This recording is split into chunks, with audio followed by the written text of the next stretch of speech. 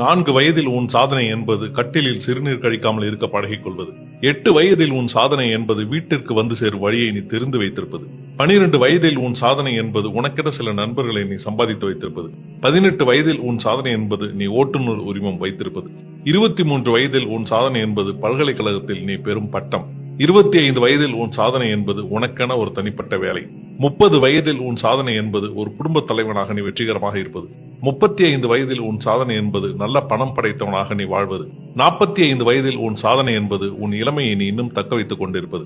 50 வயதில் உன் சாதனை என்பது உன் குழந்தைகளை நல்ல முறையில் வளர்த்து கரை சேர்த்திருப்பது. 55 வயதில் உன் சாதனை என்பது குடும்ப கடமைகளை நல்ல முறையில் செய்து முடித்திருப்பது. 60 வயதில் உன் சாதனை என்பது உன் ஓட்டுநர் உரிமத்தை மீண்டும் தக்க வைத்துக் கொண்டிருப்பது. 65 வயதில் உன் சாதனை என்பது நோயின்றி வாழ்வது. 70 வயதில் உன் சாதனை என்பது மற்றவர்களுக்கு நீ பாரமாக இல்லாமல் இருப்பது. 75 வயதில் உன் சாதனை என்பது உனக்கு இன்னும் சில நண்பர்கள் மிஞ்சியிருப்பது. 80 வயதில் உன் சாதனை என்பது மீண்டும் வீட்டிற்கு வந்து சேரும் வழியை நீ மறக்காமல் இருப்பது. 85 வயதில் உன் சாதனை என்பது உன் கட்டிலில் நீ மீண்டும் சிறுநீர் கழிக்காமல் இருக்க பழகிக் கொள்வது. இவ்வளவுதான் நண்பனை வாழ்க்கை. இந்த வாழ்க்கைக்குள் ஏன் இவ்வளவு பொறாமை போட்டி? இங்கு வாழ்க்கை மிக மிக சிறியது நண்பனே. இருக்கின்ற வாழ்க்கையை நலமுடன் வாழ்வோம். வாழ்த்துக்கள்.